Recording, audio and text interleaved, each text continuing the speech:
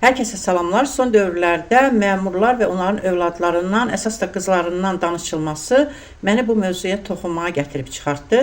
Bu ölkədə atalar öz vəzifələrini yerinə yetirməyəndə övladlar əlbəttə onun bədəlini ödəyir. Biz necə ki öz atalarımızın acizliklərinin, bacarıqsızlıqlarının, qorxaqlıqlarının bədəlini ödəyirik. Məmur övladları da xalqı əzməyin, xalqdan oğurlamağın, korrupsiyanın bədəlini ödəməlidir. Hər halda evrenin bir bumerang qanunu var. Bizim atalarımızın çoxu analardan qorxdu və analarından qorxan atalar öz ailələrinə sahiblik edə bilmədikləri kimi ölkələrinə də sahiblik edə bilmirlər, bilməyəcəklər də. Çünki onlar deməli ölkələrinə sahiblik etmirlər, özlərini belə həyatda öz yerlərini tapmağa cəhd eləmirlər və bu zəifliklərini qadınların, uşaqlarının, qızların üzərində tətbiq etməyə çalışırlar. Elə bil ki, o analarından, hökumət məmurlarından qorxurlar, amma özlərini tatmin etmək üçün bu qorxularından olan nifrətlərini yönəldirlər. Qadını, uşağı zəifdirsə onlara və onları əzməklə öz vəzifələrini bitmiş sayırlar. İlham Əliyevdən tutmuş məmurlar da öz övladlarına uğurladıkları milyonlarla, milyardlarla xoşbəxtlik verəcəyini düşünürlər. Amma həyat göstərir ki, bu belə deyil. Başqalarının bədbəxtlikləri üzərində öz xoşbəxtliyini qura bilməzsən. Əgər Ramiz Mehdiyevin qızı Bakı Dövlətin Biologiya Fakültəsini bitirib, psixologiya şöbəsinə müdürlük edibsə, o sahədə elmi iş, digər şeylər müdafiə edibsə, deməli ki, haqqı olmayanı edib.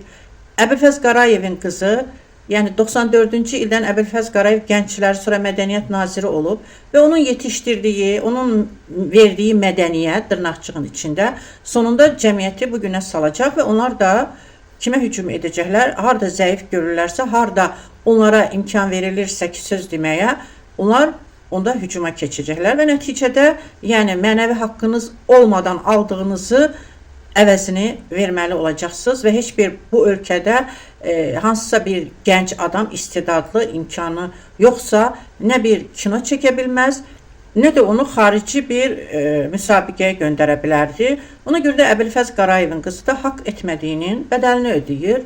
İlham Əliyevin qızları da heç olmasa Leyla Əliyevə ölkənin heyvanlarını bir sahiblik edib, onların o barınaqsa tikmiş də, onu sona qədər aparsaydı və indi küçələrdə heç olmasa heyvanlar, itlər, pişiklər əzab çəkməsəydi, yenə deyərdin ki, bunun da bir damcı mənəvi haqqı var. Ona görə də məmur prezident və məmur qızları, siz də atalarınızın etdiklərindən istifadə edib, yəni bu insanların üzərindəki, bu xalqın üzərində, bu neçə nəsil gəncliyin məhvi, qanı, canı bahasına əldə etdiklərindən istifadə edirsinizsə, siz də bədəl ödəyəcəksiniz də, siz də heç bir zaman xoşbəxt olmayacaqsınız. Çünki dediyim kimi, başqasının bədbəxtliyi üzərində öz xoşbəxtliyinizi qura bilməzsiniz.